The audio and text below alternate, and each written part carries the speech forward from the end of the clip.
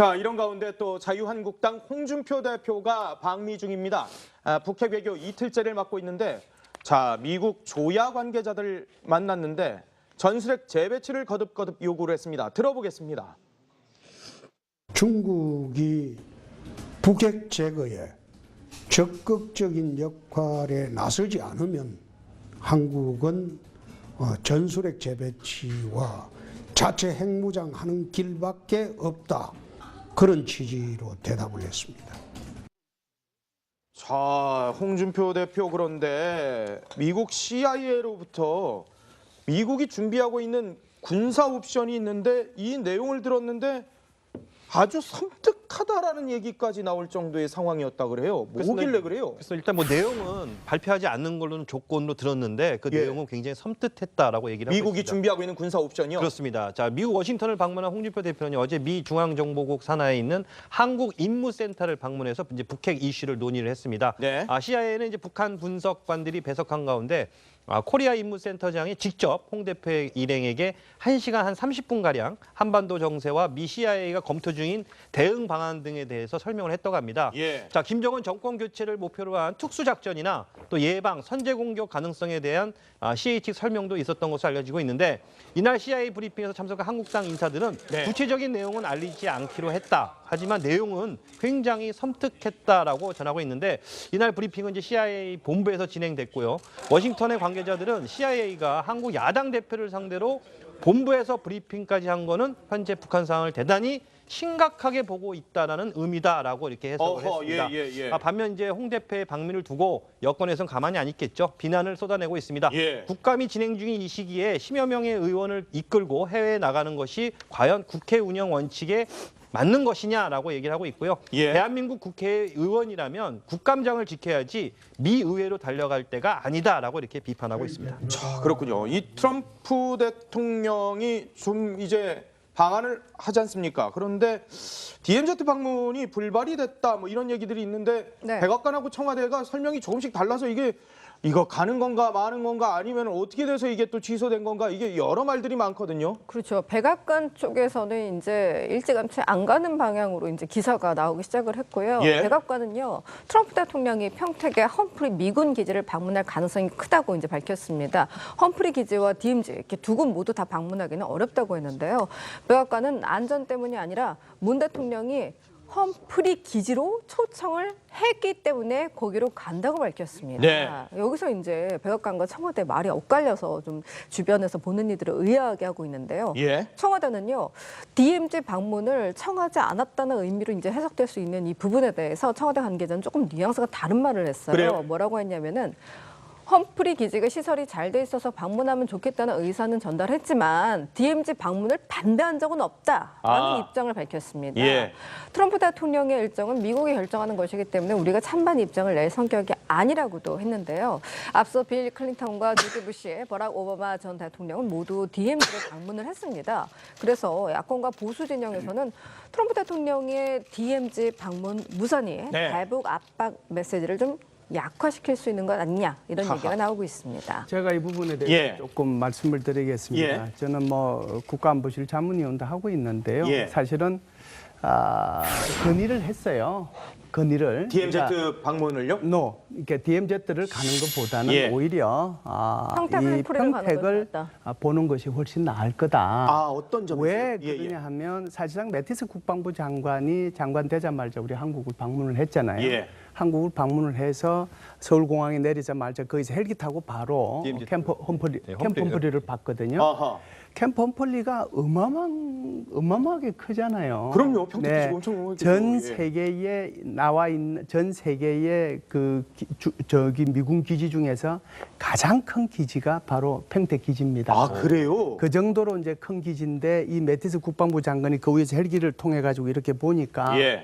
정말 어마어마하거든요. 자기도 군인 출신이니까 예. 중부사령관 출신이잖아요. 벨 4개를 탄 사람이었는데 딱 보는 순간 아는 거죠.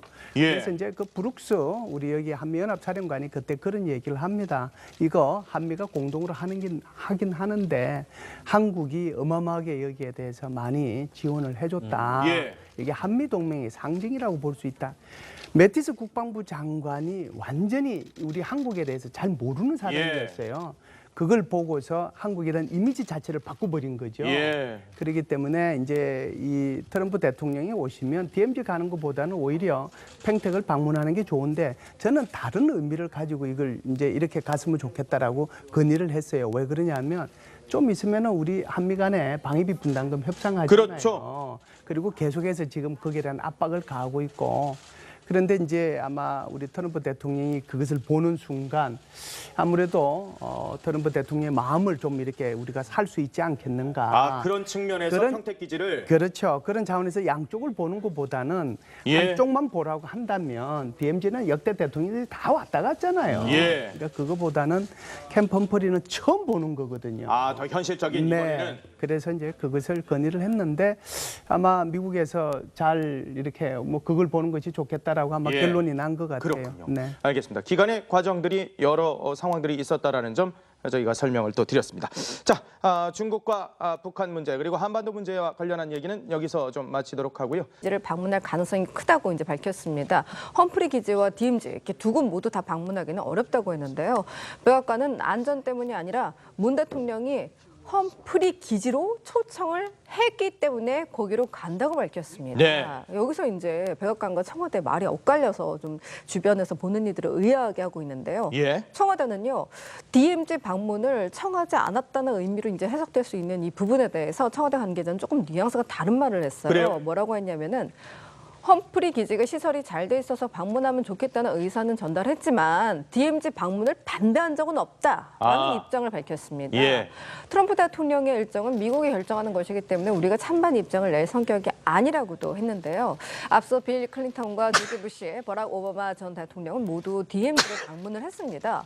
그래서 대단히 심각하게 보고 있다라는 의미다라고 이렇게 해석을 어허, 했습니다. 예. 반면 이제 홍 대표의 방미를 두고 여권에서는 가만히 안 있겠죠. 비난을 쏟아내고 있습니다. 예. 국감이 진행 중인 이 시기에 10여 명의 의원을 이끌고 해외에 나가는 것이 과연 국회 운영 원칙에 맞는 것이냐라고 얘기를 하고 있고요. 예. 대한민국 국회의원이라면 국감장을 지켜야지 미 의회로 달려갈 때가 아니다라고 이렇게 비판하고 있습니다. 자, 그렇군요. 이 트럼프 대통령이 좀 이제 방한을 하지 않습니까? 그런데 DMZ 방문이 불발이 됐다 뭐 이런 얘기들이 있는데 네. 백악관하고 청와대가 설명이 조금씩 달라서 이거 가는 건가 마는 건가 아니면 어떻게 돼서 이게 또 취소된 건가 이게 여러 말들이 많거든요. 그렇죠. 백악관 쪽에서는 이제 일찌감치 안 가는 방향으로 이제 기사가 나오기 시작을 했고요. 예. 백악관은요, 트럼프 대통령이 평택의 험프리 미군 기지과 보수 진영에서는 트럼프 대통령의 DMZ 방문 무선이 네. 대북 압박 메시지를 좀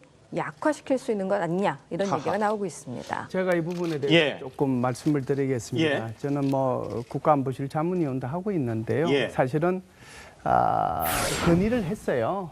건의를. DMZ 방문을요?